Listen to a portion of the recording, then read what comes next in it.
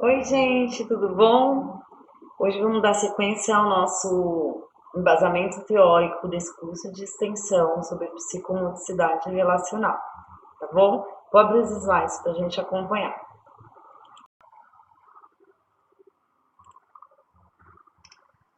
Bom, gente, para quem não sabe, eu sou estudante da Uninter, Centro Universitário Internacional. O meu nome é Ayla Cristina Reis, meu RU é 2027-218. Eu faço licenciatura em psicopedagogia. Esse é o meu estágio supervisionado, psicopedagogia na educação infantil. E por ser educação infantil, eu escolhi esse tema tão importante que é a psicomotricidade, nesse caso a relacional, para trazer isso como um curso de extensão, levar essa informação para a comunidade, né, que a gente está tendo essa oportunidade, em tempos de pandemia, gravar esses vídeos em formato de curso de extensão, né, com o intuito de levar essa informação, né, esse tema escolhido para a comunidade. Então, eu tenho procurado temas que eu acho de extremamente importância para que a gente tenha um mínimo de conhecimento, um mínimo de entendimento para que serve, o que realmente é, né, para o desenvolvimento humano. No meu primeiro curso de extensão, que foi psicopedagogia em diferentes contextos, eu trouxe para vocês o que é a psicopedagogia. É um tema que muita gente desconhece ainda, muitas pessoas acham que um psicopedagogo é um professor de reforço, por exemplo. Então, vai lá no meu canal no YouTube, dá uma olhadinha nos vídeos anteriores, no meu curso de extensão sobre o que é psicopedagogia. Eu tenho mais de 20 vídeos lá, trazendo para vocês todo esse material da psicopedagogia, o que estuda, a formação, qual material o psicopedagogo trabalha. E nesse outro curso de extensão, nesse meu segundo estágio aí de educação infantil, eu trouxe para vocês o tema psicomotricidade relacional, conhecendo o método e a prática do psicomotricista. Esse é o nosso embasamento teórico. O curso de extensão tem o tema psicomotricidade relacional na educação infantil. Por quê? Porque mais para frente, primeiro a gente está fazendo esse embasamento teórico para entender o que é a psicomotricidade relacional, o método e a prática, né, psicomotricista. E a gente vai falar um pouquinho da psicomotricidade relacional na educação infantil, depois a gente vai falar um pouquinho da psicomotricidade relacional na educação infantil com enfoque psicopedagógico, tá ok? Esse já é o nosso quinto vídeo. Então, volta lá no primeiro vídeo deste curso de extensão para você acompanhar esse embasamento teórico, tá bom? Hoje, a gente vai falar, nesse vídeo de hoje, a gente vai falar um pouquinho sobre o jogo simbólico e espontaneidade, tá ok? Então, nosso objetivo aqui é levar você a refletir sobre a relevância do jogo simbólico e da espontaneidade para o desenvolvimento do indivíduo. Cada elemento abordado aqui é merecedor de construção na prática. Então, o primeiro que a gente vai falar é a construção simbólica da criança. O processo de aprender, ele está ligado às potencialidades de cada indivíduo e é perpetuado na relação que estabelece com o meio, os estímulos e o ambiente. A aprendizagem inicia-se a partir do nascimento, momento em que a criança entra em contato com o mundo. Eu costumo dizer, né, a gente morre aprendendo, certo? Então a gente aprende desde que a gente nasce, certo? Para construir o conhecimento, o ser humano, um organismo em funcionamento, articula as dimensões constitutivas de sua condição de humano e transforma a informação de tal maneira que, ao mesmo tempo em que aprende, organiza-se internamente como sujeito que deseja saber. Afirma aí, cita pra gente Barbosa, né, em 2010, página 21. Essa construção vai constituindo-se a partir de uma junção entre o desejo, os estímulos e as percepções. Cada indivíduo desenvolve suas capacidades neurológica, motora, cognitiva, social e afetiva. O mundo social em que está inserida torna-se a base para o desenvolvimento simbólico da criança. Para a representação interna do mundo externo, a criança simboliza. É interessante observar crianças que, após retornarem da escola, enfileiraram suas bonecas e brincam, que são professoras. Essa ação refere-se à organização interna que a criança fez de tudo aquilo que percebeu em seu meio. Sobre a relevância das elaborações simbólicas, Barbosa e Souza afirmam: neste sentido, o desenvolvimento das elaborações simbólicas na evolução humana é fundamental para compreendermos o desenvolvimento do sujeito cognoscente que, quando nasce, precisa conhecer o mundo concreto para representá-lo por meio de símbolos. É com a mediação que vai aprendendo a cultura do contexto no qual se encontra mergulhado. Aprende o que é e o que não é perigoso, o que pode e o que não pode fazer, conhece a língua com a qual as pessoas comunicam-se, desenvolve crenças, constrói conceitos sobre o belo e o não belo, desenvolve concepções, aprende a lidar com as frustrações, transformando desejos impossíveis em brincadeiras, em histórias, em desenhos e em toda forma simbólica que consiga representar a realidade, a qual não pode acontecer em um determinado espaço ou tempo. Assim, as crianças representam em ações e exercitam desejos, medos, anseios e frustrações de forma simbólicas. A construção do simbolismo por parte da criança acontece a partir do desempenho de cada fase e de sua superação. Para Piaget, a atividade motora é o ponto inicial para o desenvolvimento da inteligência. Segundo a classificação dele, as fases são sensório-motor, de 0 a 2 anos, pré-operatório, de 2 a 6 ou 7 anos, operatório concreto, que é de 7 a 10 anos, e o operatório formal, que é o último, de 11 a 14 ou 15 anos. Essa classificação sustenta a pesquisa do psicólogo suíço, que é Piaget, e aponta as diversas formas de representação que interferem na interação da criança. Há representação quando se imita um modelo ausente. Assim acontece no jogo simbólico, na imaginação e até no sonho. Enfim, o sistema de conceitos e relações lógicas supõe a representação, quer em suas formas operatórias, quer nas intuitivas.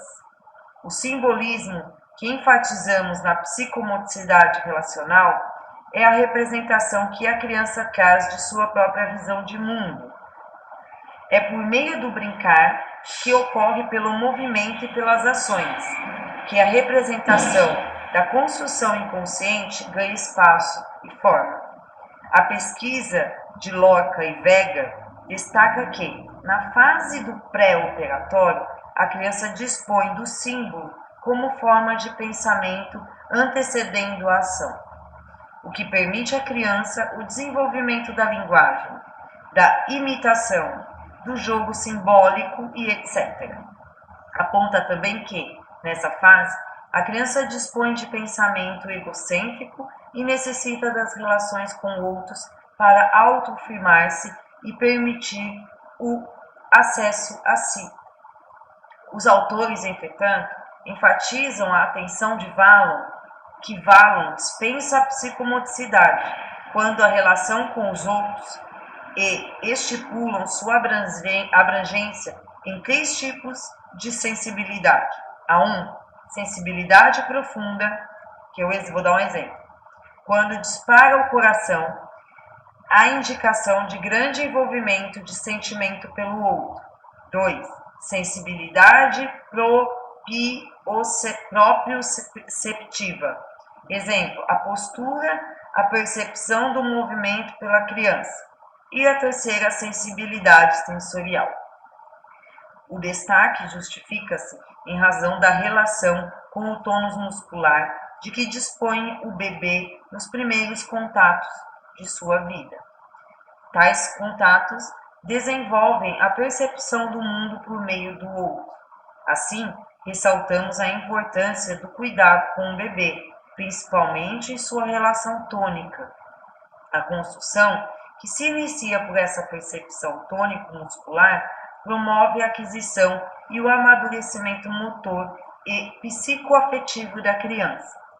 A psicomotricidade, em sua atividade prática, fortalece o desenvolvimento da relação corporal com o outro, oferecendo a possibilidade do resgate da percepção tônico-muscular e, aos poucos, a construção da própria imagem. O autoconhecimento e a tomada de consciência relativa ao próprio corpo conduzem a uma melhor percepção da utilização e da organização corporal. A relação corporal ocorre pelo diálogo tônico, assim chamado por Ajuriya Guerra, que é a autora, por Ajuriya Guerra, ou acordo tônico, conforme definido por Otto Courier, né? A função tônica que é estabelecida nas relações com outras crianças e com o psicomotricista traduzem a fala inconsciente da criança e espaçam um ambiente relacional próprio, possibilitando a decodificação de suas demandas internas. O jogo simbólico é expressado pelo diálogo tônico. Crianças que investem na fantasia de que são guerreiras, buscando prender o psicomotricista e vencendo, desprende-se de seus corpos com tônus baixos, desejando ficar ali, ser contidas, cuidadas e até protegidas. Por exemplo, aparentemente investem na agressividade, mas a utilizam como forma de acesso ao adulto. Nesse caso, o psicomotricista que inconscientemente representa uma figura de poder de ordem ou parental. A criança que compreende bem seu corpo dispõe-se a representar ou apresentar-se no jogo simbólico pela psicomotricidade. O jogo simbólico é a representação do corpo que fala. Então, vamos falar um pouquinho de expressividade psicomotora agora.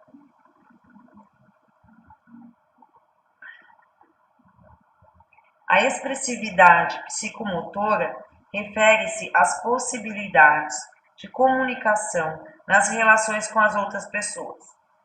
Os objetos, os espaços, o tempo, o psicomotricista e consigo mesmo.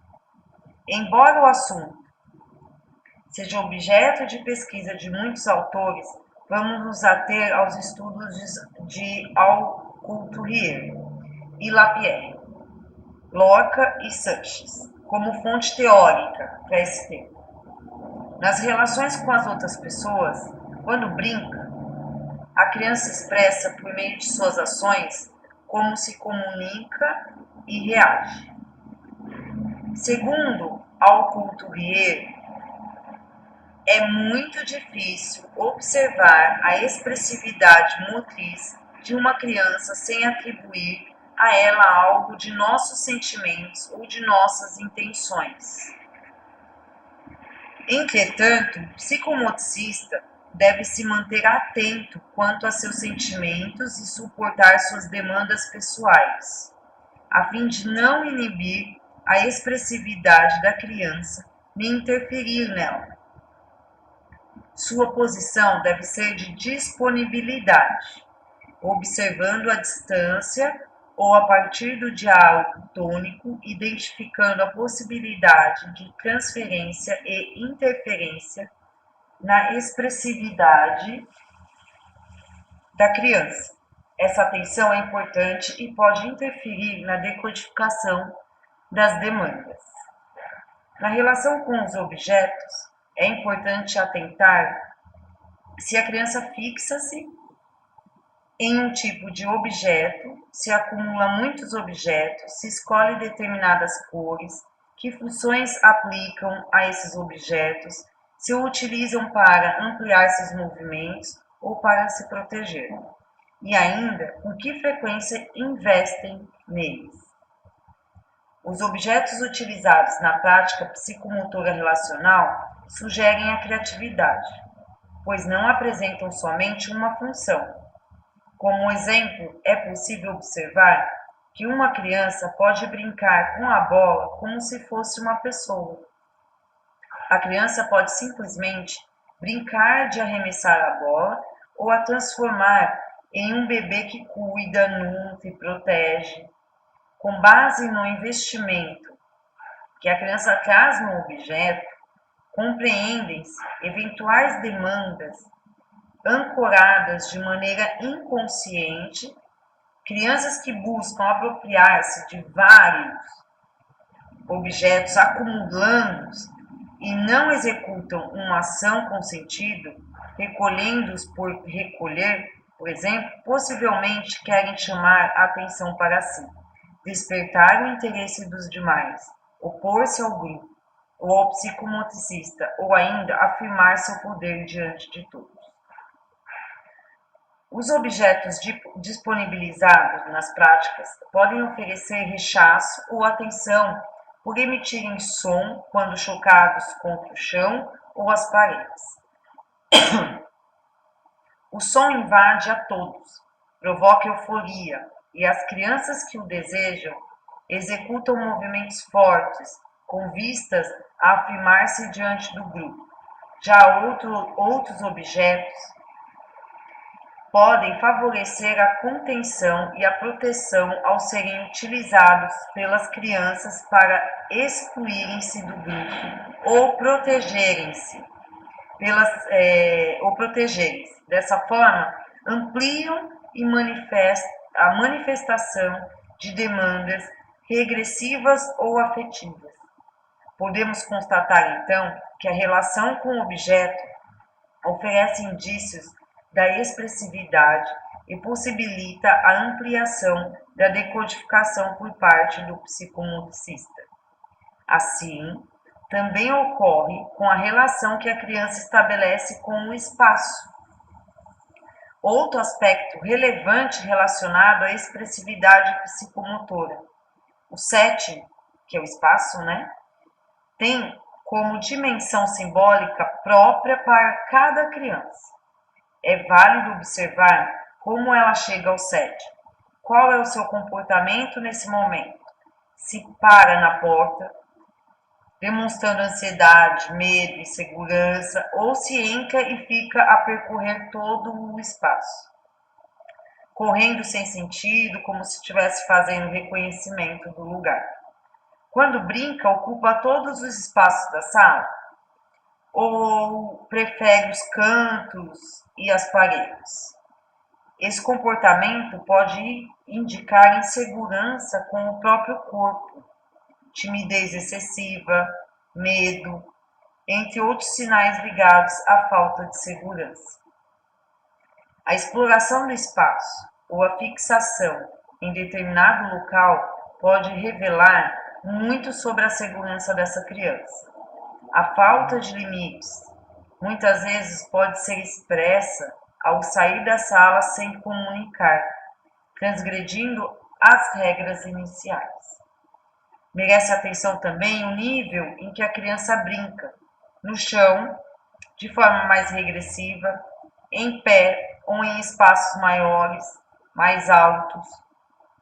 Os 3 níveis podem revelar o lugar em que a criança deseja estar, colocando-se como inferior à sua idade, assumindo seu poder, tamanho e possibilidade, ou colocando-se superior a todos, na busca pela onipotência ou por um poder não integrado. No que diz respeito ao tempo, a relação que a criança exerce com ele também expressa características quanto ao limite e ao tempo subjetivo. A duração de 60 minutos, para algumas crianças, não é considerada suficiente. Durante a sessão, existe uma rotina, como já foi relatado anteriormente. E o tempo dedicado a cada fase da rotina pode exercer um caráter de aceitação ou rechaço por parte das crianças. Algumas sentem dificuldade em se comunicar na rotina inicial ou querem passar logo para o brincar. Outras transgridem o momento do relaxamento, a hora de organizar um helicóptero, a hora de organizar os materiais ou a roda final pelo desejo de não encerrar a sessão. Quando questionadas, relatam que o tempo foi pouco e que queriam continuar o que estavam fazendo. Em caso de crianças muito pequenas ou especiais, há um tempo individual e subjetivo. Com crianças pequenas, o término da sessão pode se manifestar pelo cansaço. Com crianças especiais, pelo desinteresse. Esse quadro tende a evoluir com o decorrer dos atendimentos. A relação com o psicomotricista tem papel fundamental na prática psicomotora relacional.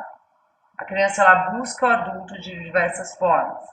Chega por trás agarrando ou prendendo o adulto, por exemplo, né? Possivelmente a criança que tem esse comportamento não tem coragem de assumir seus atos ou é insegura na relação com o adulto. No entanto, essa ação pode ocorrer pelos mais variados motivos. É possível também haver rechaço como forma de enfrentamento do poder adulto, ou dificuldade no acesso ao adulto por medo ou por vergonha. A criança pode ainda explorar a relação com o psicomotricista por meio do olhar, das mãos ou da boca. Algumas crianças não conseguem assumir o contato visual, mas buscam o corpo do adulto para se sentir seguras, querendo prendê-lo ou ser contidas por ele. Mais uma vez, destacamos que é preciso atenção ao momento em que a criança chega. Se é de maneira agressiva, se é de maneira afetiva, se quer formar parceria, ajudar, fazer algo pelo adulto, comandar, manipular o adulto, manter distância durante o brincar, perseguir com o olhar à distância, se demonstra necessidade da aprovação do adulto no que se refere às suas ações, se depende das ações do adulto para brincar ou nem o vê na sessão. Na relação consigo mesma, a criança pode expressar dificuldade em controlar o próprio corpo, suas ações e reações às ações dos outros. Além disso, essa relação pode demonstrar dificuldades nas atitudes motoras de equilíbrio, na coordenação motora geral, no controle da postura, na coordenação ao lançar algo, na organização corporal harmônica. O psicomotricista relacional também deve estar atento aos embaraços relacionados à autonomia, ao tônus, ao envolvimento corporal, ao relaxamento, ao desenvolvimento de atividades e ao investimento de papéis variados. Por exemplo, quando em um momento é um cachorrinho e em outro é a dona do cachorrinho. A comunicação pode variar em gestos, sons e linguagens. Há crianças que, durante o brincar, que é em contar suas histórias sem estar inseridas no jogo simbólico que se instala no brincar. Exercem, assim, uma forma de comunicação manipuladora, buscando distanciar o adulto das relações estabelecidas naquele momento. Esse é um tipo de linguagem, mas também existem comunicações por meio de somente sons sem sentido, de palavras sem lógica, ou mesmo de imitação de palavras que ouve, mas que não têm sentido no universo simbólico vivenciado. A expressividade psicomotora está em todas essas formas de relação, cabendo ao psicomotricista compreender, aceitar e perceber as diferentes nuances que a criança expõe em seu brincar. Bom, então, a gente tem aí, né, consigo mesma, psicomotricista, a do tempo, espaço, são esses objetos e pessoas, né, essas relações que a criança vai desenvolver aí. Então, vamos falar um pouquinho da decodificação do brincar simbólico. A decodificação é a interpretação recolhida pelo psicomotricista sobre os indícios apresentados no brincar. Nas relações e nas ações que a criança apresenta, sobretudo quando há o envolvimento corporal. A partir da relação corporal tônica que a criança aplica no jogo simbólico, as demandas vão sendo interpretadas, compreendidas e identificadas pelo profissional. Essa decodificação acontece em meio a um processo contínuo e não findado, que possibilita analisar os indícios apresentados no setting e outras informações coletadas externamente sobre a criança, seja em atendimentos multifuncionais, seja na escola ou na vida social e familiar. É relevante destacar neste ponto que muitas vezes o psicomotricista investe na relação com a criança antes de se aprofundar nas informações vindas dos ambientes externos ao setting, a fim de criar sua base de indícios para a decodificação. Por isso, alguns profissionais solicitam um tempo com a criança para senti-la, acolhê-la, observá-la e só depois acessar informações dos responsáveis. É uma maneira de não se contaminar com opiniões, laudos e demais preconceitos. Criado sobre a criança em atendimento, investindo em uma percepção pura, concreta e sensível de escuta para que o corpo dela diz, suas ações revelam e suas sensações apontam. A base psicanalítica é acolhida pela psicomotricidade relacional com o intuito de atender a esses indícios passíveis de interpretação e com potencialidade de decodificação. Por isso, cada detalhe é observado e, se possível, vivenciado entre a criança e o psicomotricista. O profissional aplica conhecimentos ligados, por exemplo, à interpretação do desenho, analisando o interesse da criança em registrar o que vivencia. As cores que usa, o espaço utilizado da folha, a firmeza que infere nos traços, o que desenha, se tem a ver com vivenciado ou com algo externo, e o modo como faz referência à figura humana, a si mesma ou a alguém especial. No brincar, o profissional observa também a opção dos materiais, a escolha das parcerias ou a não escolha.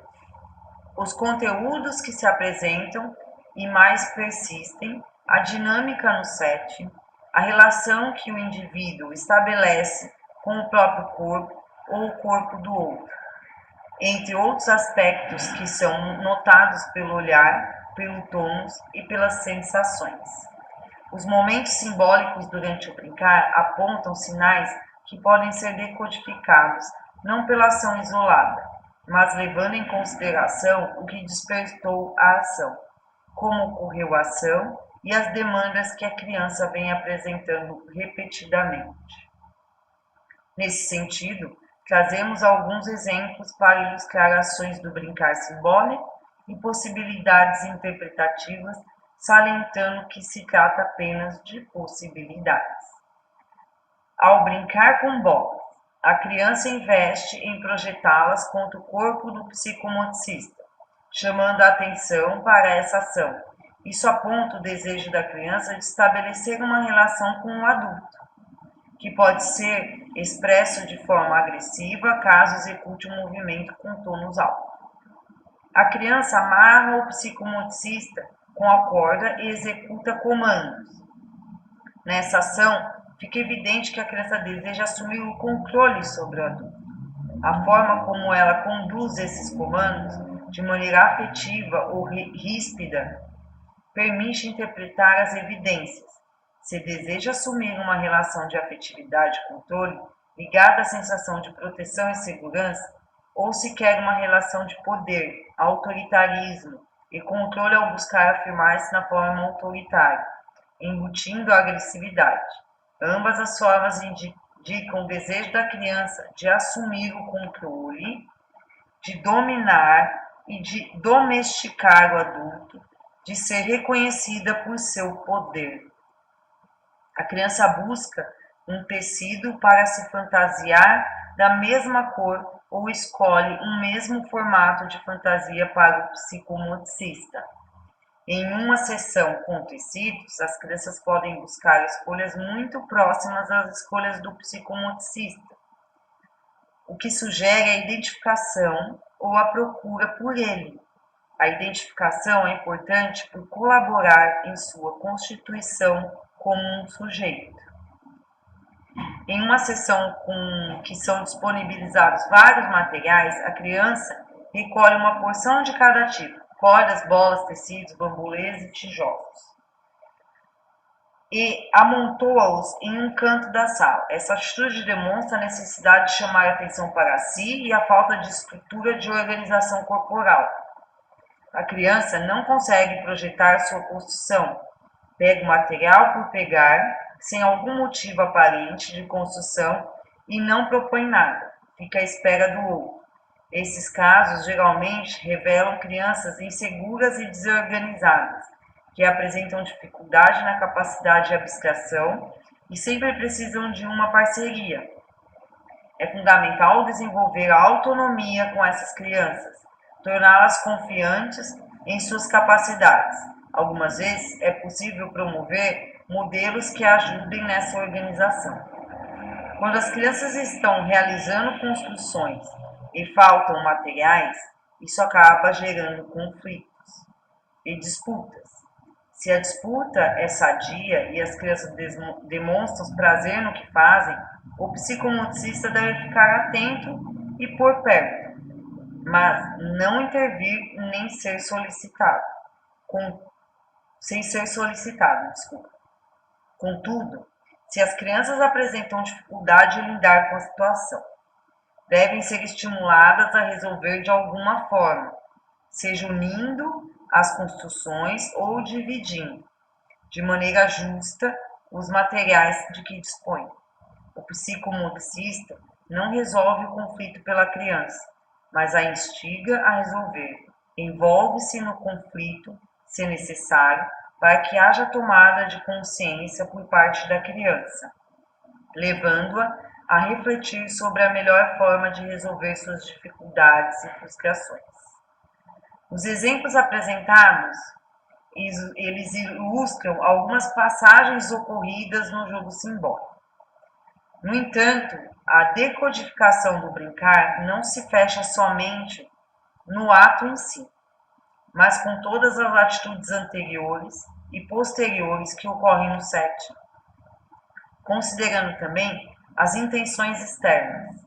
As ações interiores são fundamentais para o entendimento de um ato, daí a importância da amplitude do olhar e da escuta do profissional para perceber essas nuances.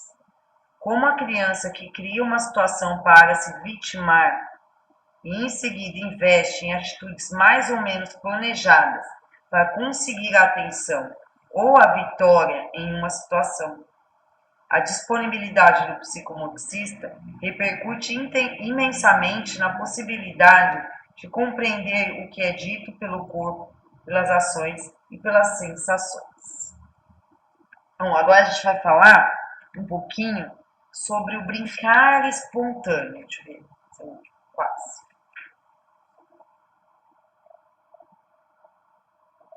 O brincar espontâneo. Na escola, em muitos momentos, os alunos dizem à criança o que ela deve ou não fazer ao brincar.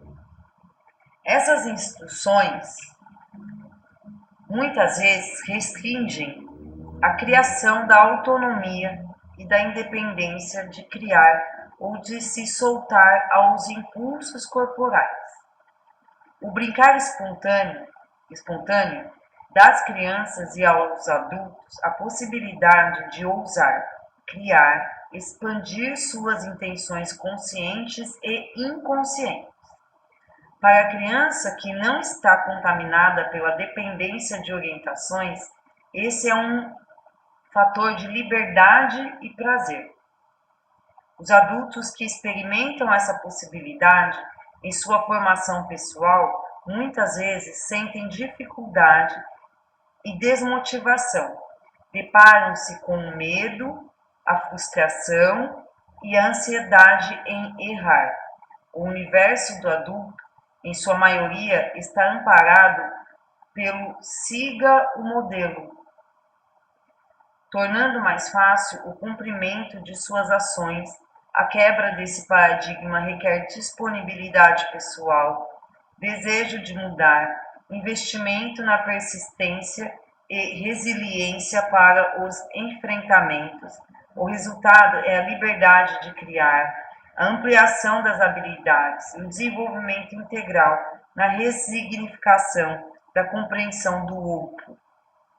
Então, o brincar que se inventa, que emerge das profundezas do inconsciente, expande a comunicação do indivíduo e sugere possibilidades de superação. A criança que dispõe de um espaço para o brincar espontâneo não perde sua autenticidade natural, aquela da criança pequena que explora e reage assegurada da inocência. O brincar regado de espontaneidade torna o jogo simbólico ativo e criativo, desculpabiliza as relações e as amplia, além de percorrer as habilidades, potencializando no indivíduo controle e resiliência. A experiência com crianças em idade escolar demonstra que, entre 5 e 6 anos, quando não estimuladas anteriormente, crianças já se apresentam dependentes de orientações. Ao ter acesso aos materiais, perguntam o que devem fazer ou como devem brincar. Essa é uma questão séria, pois revela que a escola precisa refletir sobre como tem tratado os interesses infantis. As crianças estão presas a cumprir protocolos e aspirar a resultados a partir das repetições e a elas fornecidas. O brincar espontâneo colabora para a formação da consciência do eu. Essa consciência individual, pessoal, de construção interna, segundo Fonseca, brota da sua adaptação interna e externa, por meio das informações vindas do seu próprio organismo e oriundas do meio envolvente, que os seus órgãos dos sentidos colocam no seu sistema nervoso. Os objetos, o espaço, a liberdade de se movimentar, de sentir, de explorar, são indispensáveis para o desenvolvimento da criança, principalmente de sua motricidade. Fonseca ressalta a qualidade dos estímulos e do espaço disponibilizado às crianças, afirmando que a falta dessas condições podem levar ao desenvolvimento menos harmonioso.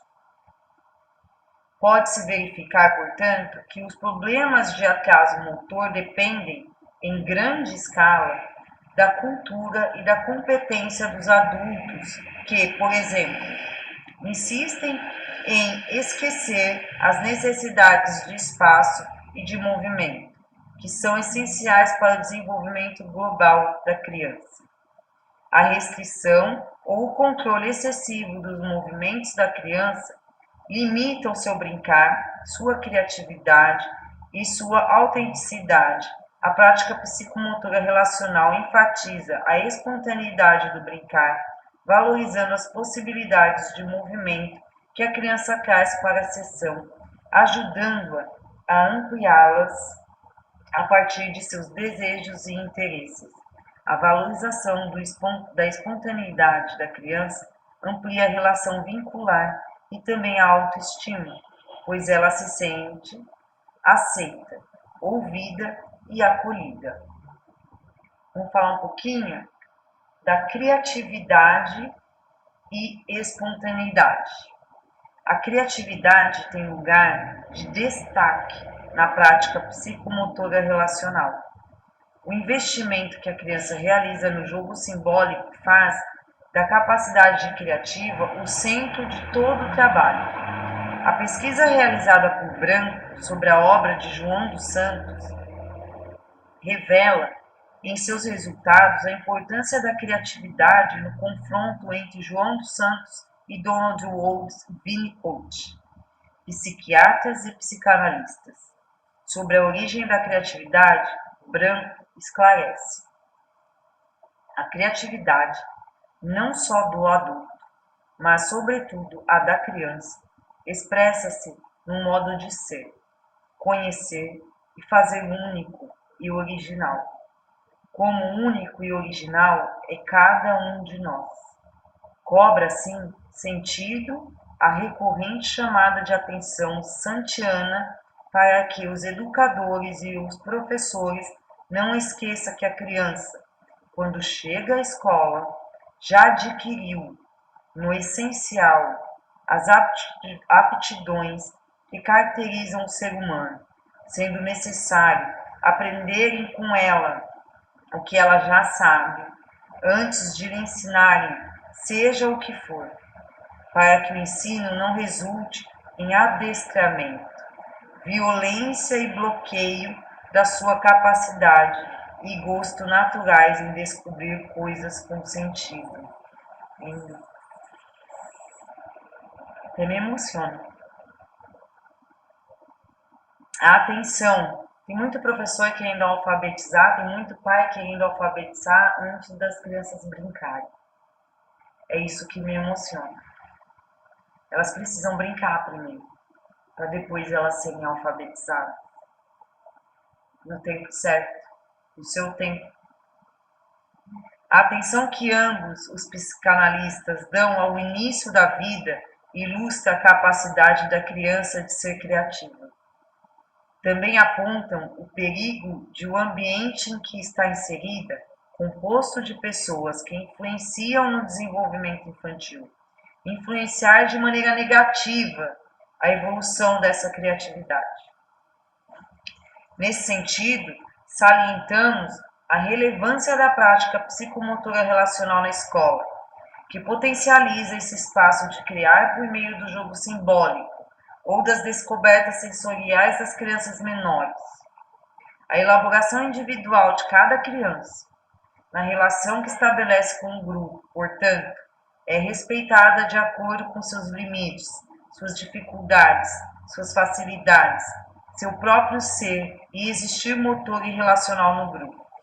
Para João dos Santos, citado por Branco em 2016, página 324, a psicomotricidade é um espaço de construção e fortalecimento, é fundamento triangular da situação afetiva básica do bebê, que permite uma vida interior e que constitui um novo capital energético que, primitivamente apenas impulsivo, se tornou impulsivo, afetivo e relacional.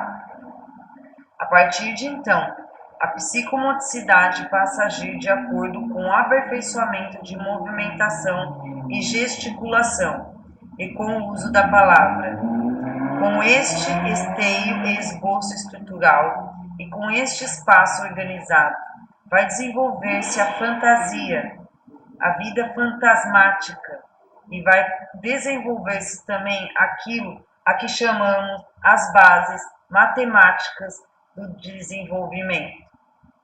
A psicomotricidade relacional compreende a relevância do desenvolvimento sensorial para a integração sensorial, definida pela doutora Aires, citada por Serrano em 2016, página 32, como o processo neurológico que organiza a sensação do próprio corpo e do ambiente, e torna possível usar o corpo eficientemente no meio.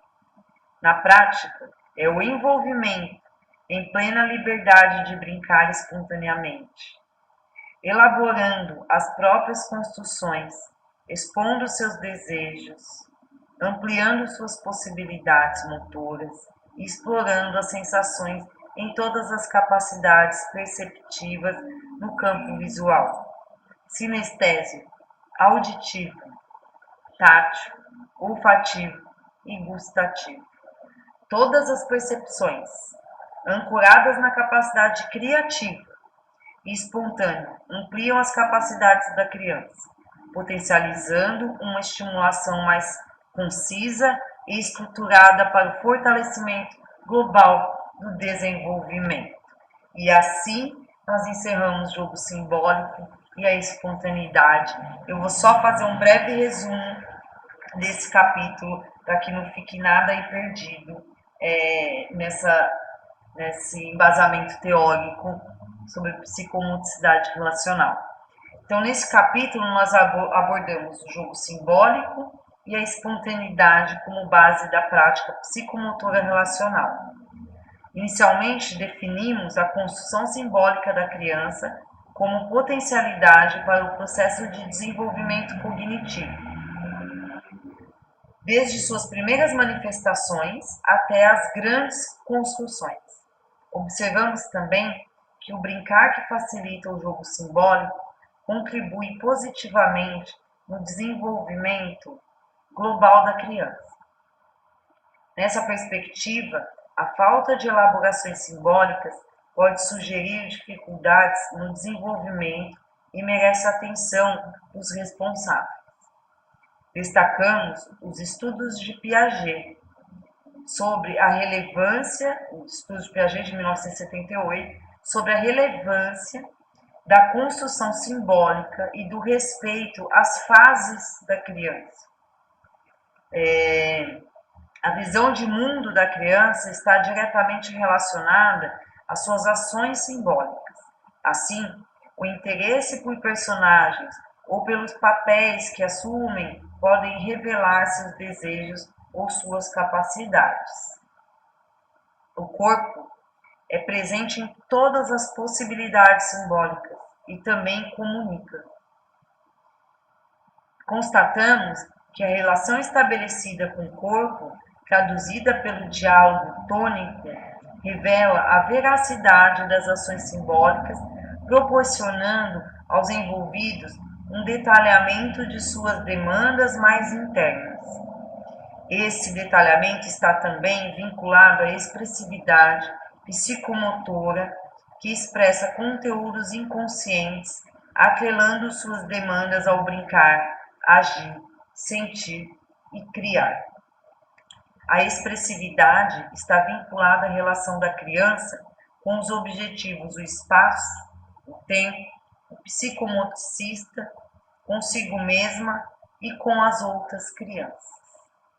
É relevante observar e sentir cada relação estabelecida, corporal, sensorial, simbólica, motora, afetiva, agressiva, de rechaço, frustração e etc. Desculpa.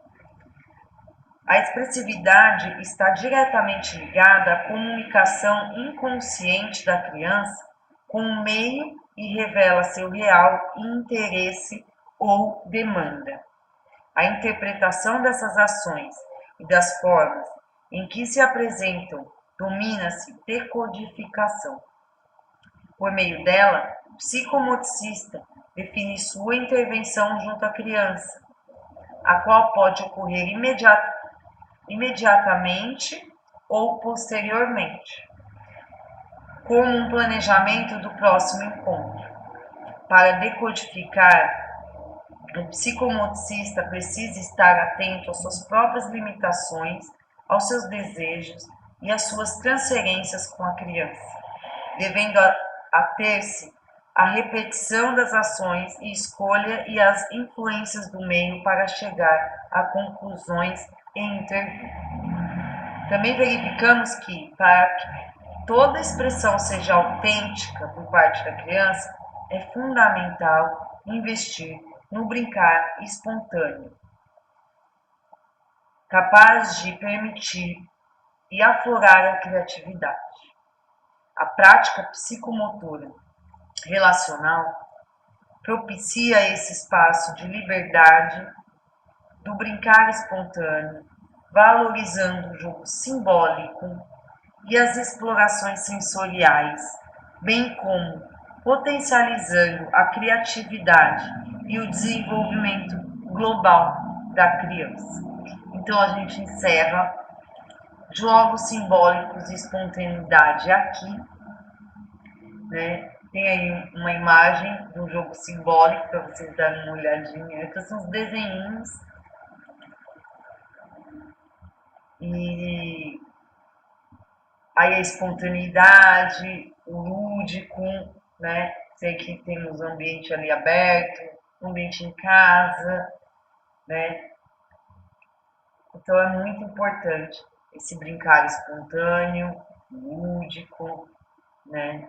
Jogo simbólico e espontâneo para os desenvolvimentos das crianças aí. Então eu fico aqui, né? Mais uma vez no final desse vídeo. Eu coloquei aí o nosso educação infantil, que é esse estágio da psicopedagogia na educação infantil. Acho de extrema relevância o assunto da psicomotricidade nacional. Então, eu pedi para você participar desse curso de extensão, você participar aí dos meus vídeos, interagir comigo, deixando aí curtindo, deixando o seu comentário. E se você quiser, deixa o seu e-mail, se quiser receber esse certificado, dá um link aí no final desse curso. Deixe o seu e-mail para você estar recebendo esse certificado. Mais uma vez eu quero agradecer e dizer que para mim está sendo muito importante esse estudo, muito importante levar informação. Vou deixar hoje de novo o meu até breve, porque ainda vai ter muito vídeo pela frente, a gente ainda tem bastante embasamento teórico e eu já estou produzindo os vídeos com o Lucas, que é meu filho, tem 4 anos, de algumas atividades aí psicomotoras e algumas de psicomotricidade relacional, para vocês darem uma olhadinha. Eu tenho certeza que vocês vão gostar. E não esquece que no final do curso também tem aquele nosso bate-papo com a professora Carla, né? Educação física, pedagogia, é professora do Lucas também, adoro ela, é uma ótima professora, cheia de experiência, tenho certeza que vocês vão adorar o nosso bate-papo. Então deixa suas perguntas aí, deixa seus comentários, né, para interagir comigo nesse caminho, tá? Então até o próximo vídeo.